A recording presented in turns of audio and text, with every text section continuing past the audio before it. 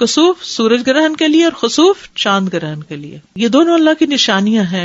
یہ کوئی فن کا وقت نہیں ہوتا بلکہ اللہ کی طرف متوجہ ہونے کا وقت ہوتا ہے. سورج اور چاند اللہ کی دو نشانیوں میں سے ہیں. اللہ سورج کو گرہن اور چاند کو گرہن لگا کر اپنے بندوں کو قیامت کا دن یاد کراتا ہے کہ اس دن ان کی روشنی ختم ہو جائے گی. اس میں آپ دیکھیے کہ ہمارے یہاں بڑے توہمات ہیں یعنی چاند اور سورج گرہن کے ساتھ. شامت آتی ہے حاملہ خاتون کی کہ اس نے لیٹنا نہیں ہے اور اس کو چلتے ہی رہنا ہے ورنہ بچے کے منہ پہ داغ پڑ جائے گا اور اس قسم کی بہت سی باتیں. اس موقع پر نبی صلی اللہ علیہ وسلم کے بیٹے فوت ہوئے تھے تو لوگوں نے اس کو اس سے منسوب کر لیا کہ اس وجہ سے یہ گہن ہوا ہے کیونکہ ابراہیم کی وفات ہوئی ہے اس کے ساتھ ہی ہوا. تو آپ نے فرمایا اس کا کسی کی موت سے کوئی تعلق نہیں. یعنی یہ نہیں کہ کسی ملک کا سربراہ وہ مر جائے گا کیونکہ اس کے ہوتے ہوئے سورج گرہن یا چاند گرہن لگ گیا. اور چونکہ آپ نے اس کا حکم دیا تھا پڑھنے کے لیے لیکن پھر بھی نفلی نماز ہے, اگر کسی مجبوری سے انسان نہ پڑھ سکے تو کوئی بات نہیں. اس کے لیے اذان نہیں ہوتی لیکن اعلان ہوتا ہے ان الصلاۃ جامعۃ. اگر حرم میں کبھی آپ ہوں تو وہاں ان الصلاۃ جامعۃ کی آواز کے ساتھ نماز کے لیے بلاتے ہیں اور لمبی نماز پڑھاتے ہیں.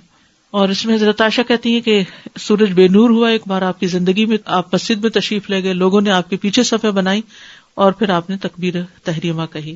مرد اور عورتیں سبھی پڑھتے ہیں.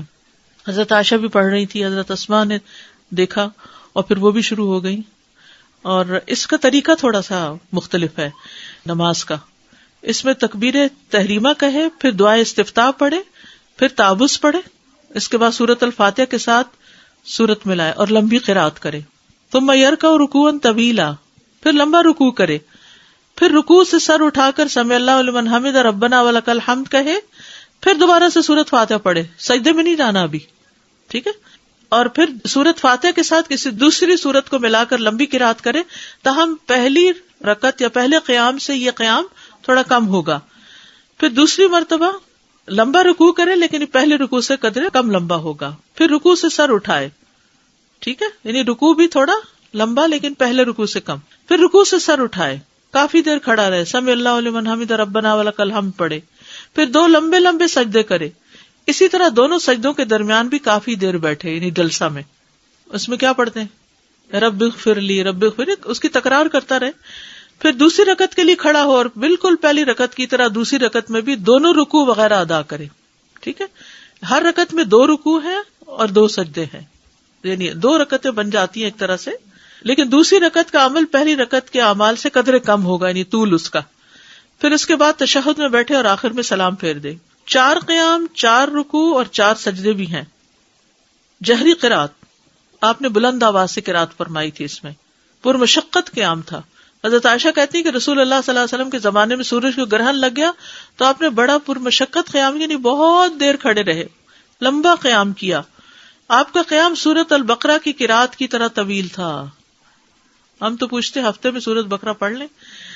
اسماء بنت ابی بکر سے روایت, انہوں نے کہا کہ ایک دن نبی صلی اللہ علیہ وسلم تیزی سے لپک کر گئے. کہا ان کی مراد اس دن سے تھی جس دن سورج گرہن لگا ہوا تھا. تو جلدی میں آپ نے قمیص اٹھا لی, حتیٰ کہ آپ کو چادر لا کر دی گئی تو آپ نے لوگوں کو امامت کراتے ہوئے انتہائی طویل قیام کیا. اگر کوئی ایسا انسان آتا جس کو یہ پتا نہ ہوتا کہ آپ قیام کے بعد رکوع کر چکے ہیں تو اس قیام کی لمبائی پر وہ کبھی نہ کہہ سکتا کہ آپ ایک دفعہ رکوع کر چکے ہیں.